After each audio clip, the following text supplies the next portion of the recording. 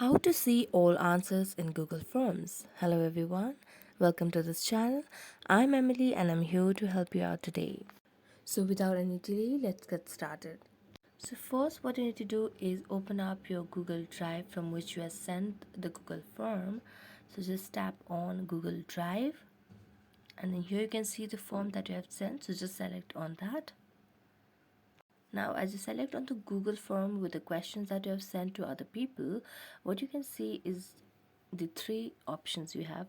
First is the questions, second is the responses, and the third is settings. So under questions, you have your question with the options, whereas in responses, you can see the answers from your audiences from where you have collected the queries and answers from. So the responses can be looked at from summary, your question, and an individual level.